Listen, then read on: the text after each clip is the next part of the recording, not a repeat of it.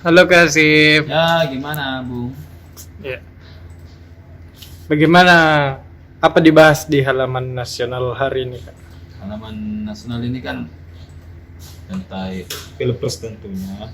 Ya. Jadi menteri-menteri Pak Jokowi itu merapat ke Prabowo. Bagi yang bukan pengurus partai ya. Iya. Jadi menteri-menteri profesional. Begitupun dengan mantan-mantan pejabat era Jokowi itu kan merapat semua. Kalau kita lihat apa namanya, yang terbaru kan ada Arya Budi, Menteri Komunikasi, sudah merapat bersama dengan Erick Thohir. Jadi memang nampaknya di ujung ini orang cari aman semua ini.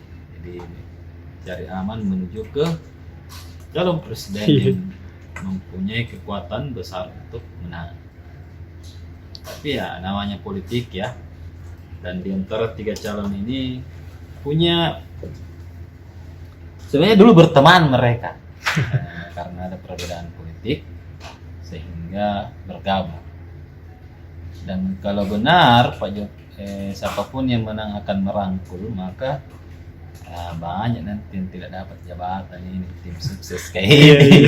Iyalah, anggaplah misalnya menang Anies, nah direkrut lah orang Prabowo misalnya.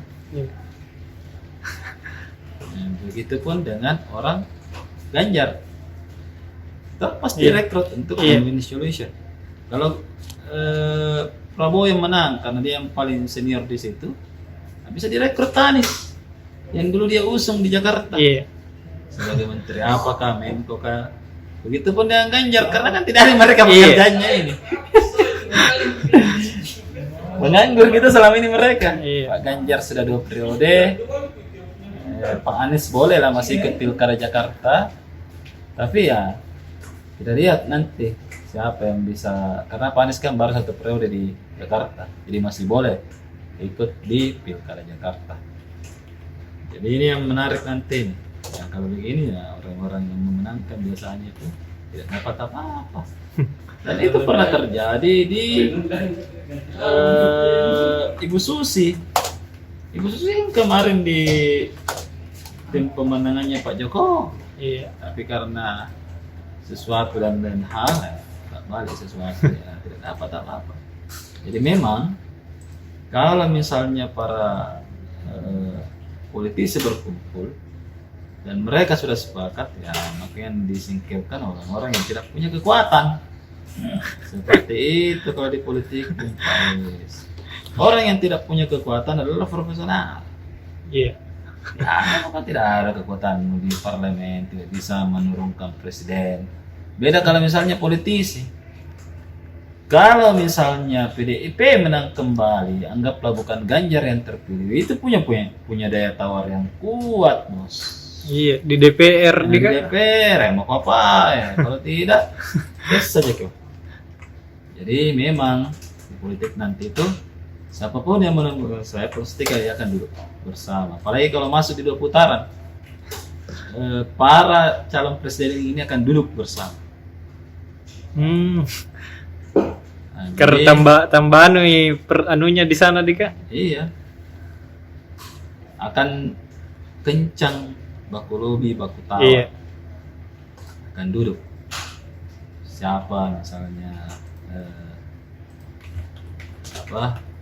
yang akan mendukung, anggaplah Prabowo 1 masuk putaran kedua.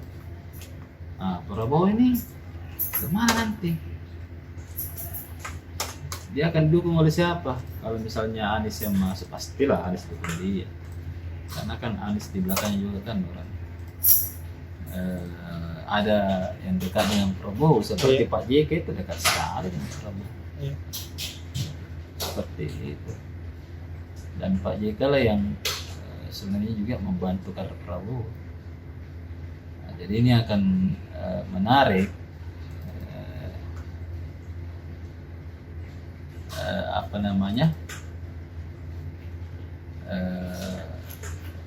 pemilihan di teratur.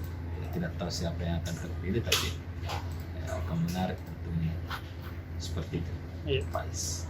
Kasih- Kemudian yang lain ini yang menarik juga, ada gugatan dari Asosiasi Rumah Sakit bahwa pemerintah masih berutang sekitar 5,4 triliun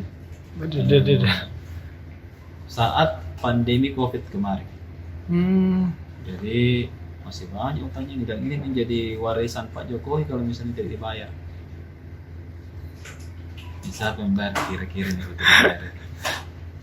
Nah, ini menjadi sebenarnya kritik kepada Pak Jokowi. Seharusnya sih sebagai presiden menuntaskan dulu semua bengkalai sebelum masuk ke presiden selanjutnya. Karena masalah begini, presiden yang baru biasanya tidak mau lepas tangan Kak. Iya.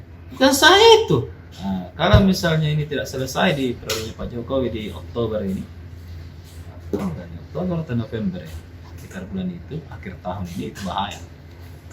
Jangan misalnya mau dibangun IKN kalau masalah begitu belum jelas. Dan ini sudah akan melakukan gugatan.